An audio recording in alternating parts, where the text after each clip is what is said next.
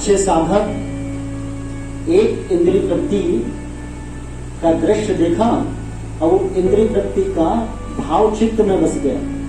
भजन करने बैठे, चिंतन इंद्रिय वृत्ति का, भजन कर रहे हैं, चिंतन इंद्रिय वृत्ति का, भजन रहा नहीं गया, भजन त्याग दिया, गए वैश्या के पास कि मुझे आपसे विवाह करना। देखिए कहा, एक तरफ तो परम आनंद की प्राप्ति के लिए भजन में लीन थे, एक दृश्य ने, सिर्फ एक दृश्य ने उनके भजन से उनकी अनासक्ति करा दी। भोग विलासिता को ऐसे धारण कर लिया जैसे कभी त्यागा ही ना हो, और उस भोग में इतने लालायित किसी सामान्य स्त्री से नहीं, उस वैश्या से भी, जिसको देखा बड़ी सुंदर थी, श्रृंगार किए हुए, वह कि नहीं अब मुझे आपका सानिध्य चाहिए, आपका संग चाहिए। आप सब जानते ही, तो संग हुआ, फिर बालक हुए, पूर्व की साधना के परिणाम स्वरूप कुछ वैष्णव भक्त पधारे, उन्होंने सेवा की। प्रातः काल जाते समय उन भक्तों ने कहा कि भाई ये तुम्हारी पत्नी गर्भ से है, होने वाले पुत्र का नाम नारायण रख देना। वो अजामिल ने वैसा ही किया, पुत्र का नाम नारायण रखा। मृत्यु का समय निकट आ गया, हमारा आपका भी निकट आ गया, मृत्यु का समय। वो मृत्यु के समय अब अजामिल अवरुद्ध कंठ के कारण हृदय गति मंद पड़ गई थी। हृदय गति रुक जाती है तो बोल दिया जाता है कि बस सेवा करो, और रुक जाती है तो कहते हो अब इनका अंतिम क्रिया करो। मंद पड़ने पर सेवा का आदेश मिल जाता है और रुक जाने पर क्रियाक्रम का आदेश मिल जाता है। तो हमारी आपकी भी हृदय गति अब मंद पड़ चुकी है। अब अगला संदेश जो मिलने वाला है हमारे साथी लोगों को क्रियाक्रम का, तो वहां अजामिल ने अपने पुत्र का नाम नारायण रखा था। हृदय गति मंद, कंठ अवरुद्ध, आंख फट चुकी थी, वो पुकार रहा था क्योंकि उसकी आसक्ति भगवान नाम में नहीं थी, भगवान में नहीं थी, लेकिन पुत्र में थी। पुकार रहा है नारायण नारायण नारायण, हे नारायण कहाँ हो, इधर आओ, नारायण कहाँ हो। अवरुद्ध कंठ पुकार रहा है जोर जोर से, नारायण नारायण नारायण। अब वैकुंठ लोक से चतुर्भुज हाथ, चतुर्भुज रूप धारण किए नारायण के दूत वहां प्रकट हो गए, और यहाँ वो 14-14 फुट के विकराल स्वरूप वाले दो यमदूत वहां प्रकट हो गए, दोनों आमने सामने। विष्णु दूतों ने पूछा कि भाई तुम कौन हो, कहां से आए हो। यमदूतों ने कुछ पूछने का साहस नहीं किया। क्यों? क्योंकि उनका स्वरूप ही इतना दिव्य था कि उनसे प्रश्न करने की शक्ति ही यमदूतों के पास नहीं थी। यमदूत विकराल थे, भयंकर दिखने वाले, बहुत भयंकर दिख रहे थे। तो वो बीच में पड़ा हुआ था अजामिल, एक बड़ा प्रयास करके वो एक तरफ तो देखता था यमदूतों को, बहुत प्रयास करके देखता था विष्णुदूतों को, और उनका संवाद चल रहा। विष्णुदूत कह रहे हैं कि ये मृत्यु के अंतिम समय में भगवान नाम का सुमिरन कर रहा था, ये जाएगा कहां, वैकुंठ।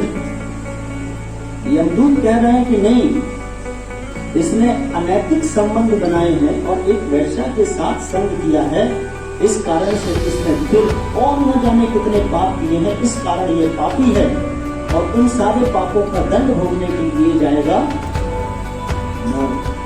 यमपुरी। यमदूतों और विष्णुदूतों का संवाद चलता रहा, और अंत में यमदूतों ने मार मार के, क्षमा कीजिए, विष्णुदूतों ने यमदूतों को मार मार के हरा दिया। अब यमदूत छूटने के बाद कहां पहुंचे? अपने राजा के पास।